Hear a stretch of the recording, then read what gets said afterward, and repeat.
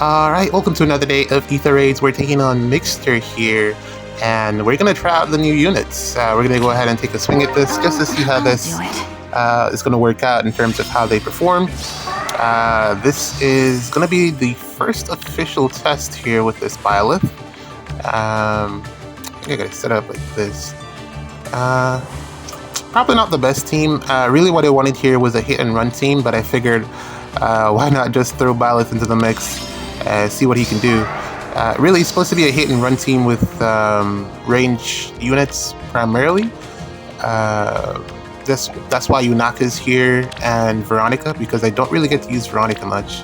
We have the Ginunga Gap here, who's going to be, which I think makes it the perfect test, because she's going to be inflicting the Flash status, as well as Discord and everything else that she does. So that's going to work out pretty great. And then we also have Veronica here, who is basically going to be inflicting the, or she has the potential to, what does she do again? The Desperation, basically attacking before I can, normally I'd be able to counterattack, as well as the sweep effect. So we're going to see how she performs. Granted, I already know that with Hardy Bearing, he pretty much hard counters Veronica, which sucks. I really don't like that. I feel like there needs to be some type of play around, some type of way to get around the Hardy Bearing thing, because in terms of like some of the bulkier units like Seliph, for instance, you have to kill him on the first hit, which kind of puts us in the same situation with this Byleth. If you're not able to take him out in one hit, you're kind of in a tough spot. It's basically chip damage, how you're going to chip him down, how you're going to wear him out, and those units are typically very hard to deal with, which is kind of what makes this Byleth, this dual Byleth, very good in terms of a save unit, pretty much the best in my opinion, and I think a lot of people agree as well. The problems here are the Dark Shrine, as well as the a lot of res checks, because he does have a res. That's pretty much why the Dark Shrine is a problem.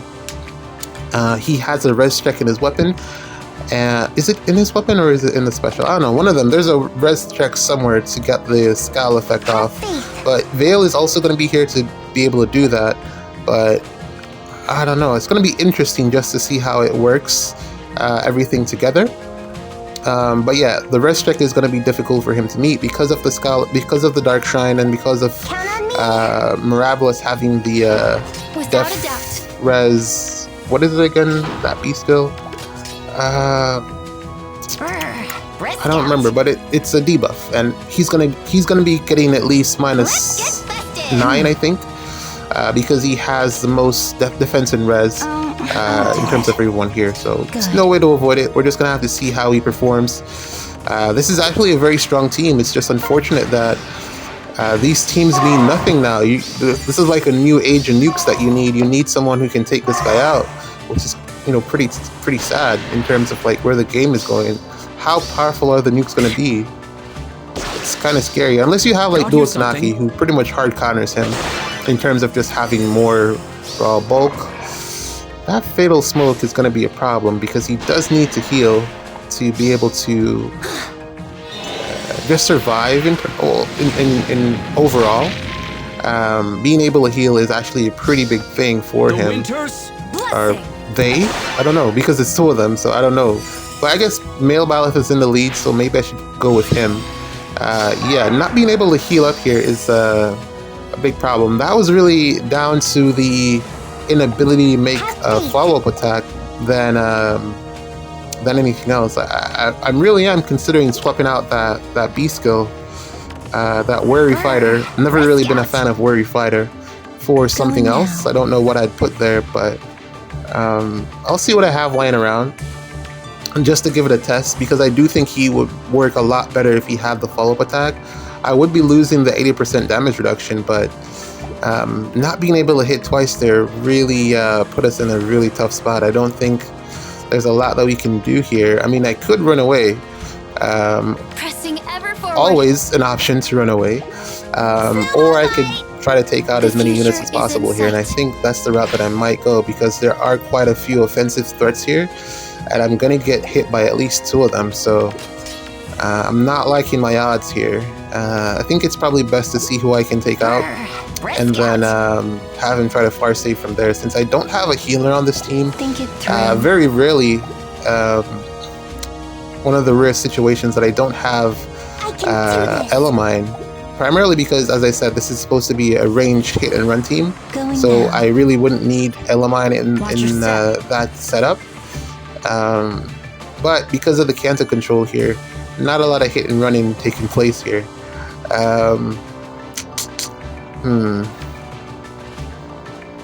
What's missing from... There's something that I could probably add to the team. If I were to drop this Byleth, I could probably add another dancer perhaps to, you know, just get around the whole hit and run thing. But I think having him here, not the hit and run thing, the Kanto control, but I forgot to add the what's that skill called? Disarm Trap to Yunaka.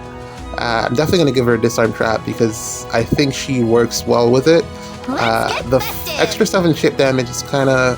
It's great and all, but I think I'd rather just have the security of the Disarm Trap. I'm not going to go Disarm Trap 4, but just the regular Disarm Trap because I don't believe I can make it to where she can have enough HP to... Well, it is pretty lenient, but I only have like one other copy of that dual Kagero, and I'm not ready to part ways with that just yet. So I'll leave that on the back burner for now, but I do have regular Disarm Trap, and I'm going to give that to her. And yeah, I think missing.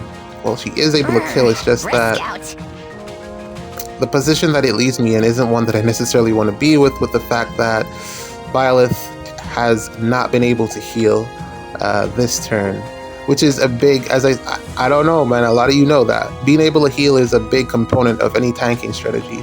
You need that HP, you need the health. The lower you are with health, the more unlikely it is that you're going to heal, which kind of makes the value of Fatal Smoke increase.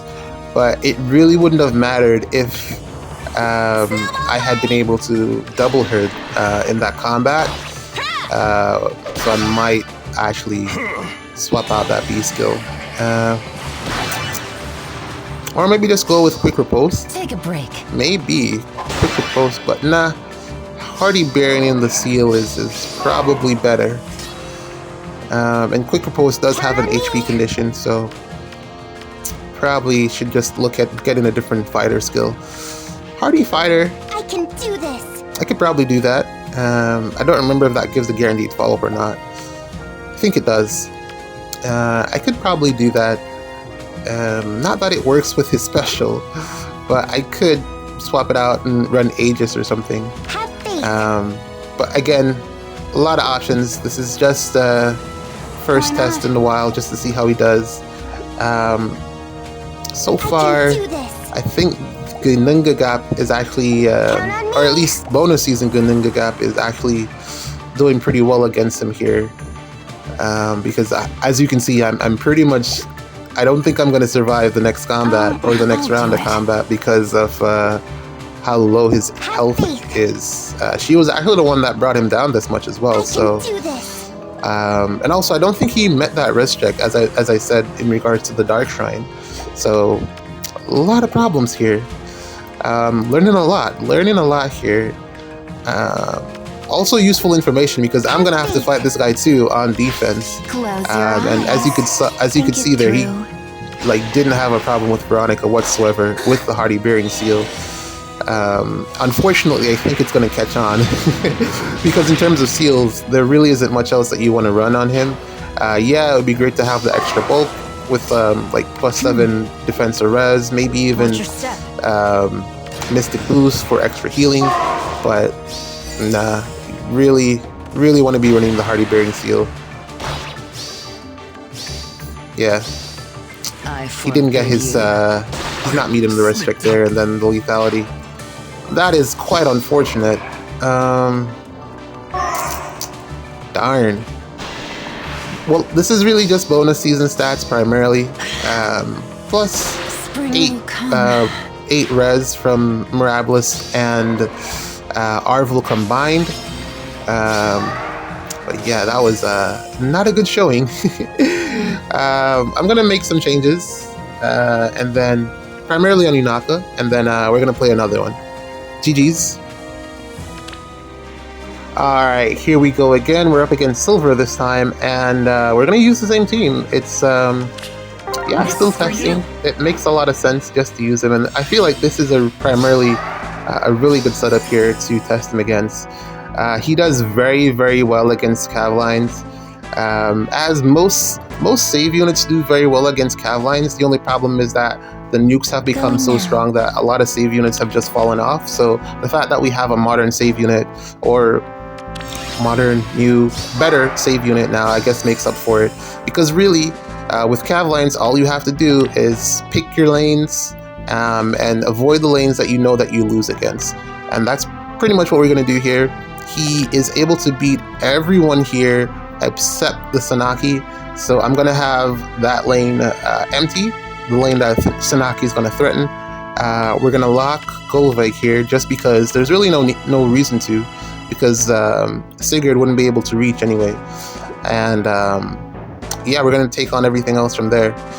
It's pretty crazy how many units he just by dual ballots by themselves. They counter so many units here in the game in terms of the range ukes, which is actually, I don't feel like it's a good thing to have a save unit that is this powerful, because it means, again, as I was saying earlier, IS has to put out stronger nukes, and of course we're already going to do that, but the power, the amount of power that those nukes are going to have is going to be a lot higher than if there was other options in terms of how to take out this save unit. I mean, Catcher would have been, that's why I wasn't totally like okay with the nerf to Catria and Cordelia. I wasn't totally okay with it, but I mean, it's been forever now, so it had to be inevitable. I didn't necessarily like the way that they did it in terms of like just neutralizing the strikes together. I was kind of hoping for something a little bit different. Maybe something that you could at least still play around.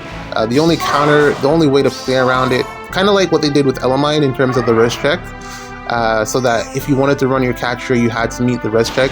I was hoping maybe they'd do something similar to that and not just counter the dual strikes altogether, the status effects, which is, I feel, a little bit heavy-handed in terms of just neutering that whole defense archetype, because if you want to make that work, you pretty much just have to run a healer with either odd or even or even probably both, one for both phases. But no one wants to be running 2 healers on their defense team, because it means that you only have 1 nuke, which could possibly work if the nuke is strong enough, but you're really hindering yourself in terms of color matchups. I was kind of concerned in terms of whether or not he would get the kill on the Sigurd, but looks like he does, no problem. And the fact that we're able to heal means that we're okay. We can run another turn, or as many turns. We're basically done here, just because Fatal Smoke didn't hit us. And even if it did, the fact that he got the kills was the most important thing, because even if Fatal Smoke hits, as long as he's getting the kills, he'll be fine. And I think that's why you probably want to swap out that B skill for a different fire skill. I just don't know which one he would prefer. But yeah, man, I don't like the fact that he counters so many nukes in the game, because he's very difficult to kill, especially going into his bonus week. I can only imagine how strong the nukes are going to be by then, because we do have the New Year's banner coming around, and at least one more book before then. Not before, but, well, before he gets bonus, I think, because next bonus season is going to be Severa, that banner, the latest banner for book 8. So, and then after that it's going to be him. So, yeah, not looking forward to that in the slightest. I think it's going to be even worse than Ninja Zelgius, who was just such a pain to deal with. I had to Like, there is really no way to one-shot that Ninja Zelgius, even with Sanaki, unless someone just played really bad. But there is really no way to one-shot that Ninja Zelgius, and I think we're gonna have the same problem with this dual Byleth. Armor effective damage, perhaps, but once he's able to counterattack, you're pretty much donezo. I can do this. Catria would have been the main counter to this type of unit, and without Catria, yeah, man, it's tough. It is quite tough. But yeah, basically done here. I'd say this is a successful test. We've learned a lot, or at least I have. Ooh, 22 from a red versus green matchup. True damage. Okay, true damage from a culture strike as well as just her weapon. But still dies. I did see that exact Ninjorin, or Ninjorin? Yeah, I did see that exact Ninjorin in Binding Worlds as well, but I have my eyes on a legendary Crom to pick up. We'll see if I get anything better than that, but Crom is a fantastic unit, so I definitely think I'll go that route instead of the Ninjorin route. But yeah, man, so far, very happy with Yunaka. I'm still thinking about what I'm going to do with the no quarter situation, because I can spark an extra Dimitri, or I can spark Edelgard, and then I'll have the full set. But if I spark Dimitri, I'll have to continue pulling, which I'm okay with, but I'm not sure if I'm ready to do that yet. And then I can probably spark Edelgard after. So, I don't know, man. I'm still thinking about that one. But I would love to pass that no quarter to my Ascended Merida, because she does have the ability to ramp that special, so she'll always hit it. No problems. Going now. As well as probably Brave Seliph. I'm considering doing that as well, just to give some purpose to Brave Seliph. But in terms of units that I use quite a bit, I'd probably give it to Ascended Merida, because she is like my most invested Godsword. There aren't a lot that can actually run it well. Felix comes to mind. Yeah, that's probably like it. Basically any Godsword that can loop godlike reflexes, but there really aren't that many. There's Felix, Ascended Merida, and one more that I can't remember right now. I don't think it's Fur, but there is one more. But yeah, this is very nice in terms of just what I've been able to see here. The only unit that, well, it's Edelgard. I was hoping to test her, but I didn't pick her up during the summon, but it's Edelgard, so you pretty much know what she does. You know what to expect. The future is yeah, just gonna keep using them, this dual Byleth, just to see how they work out. This Yunaka is fantastic, so similar to Kagero, but even better, I think, in terms of the amount of damage that he does. He really doesn't need lethality. He does quite well with Luna. I'd probably even go with a 2 cooldown special, just to get extra kills. But GG's, man. See you in the next one.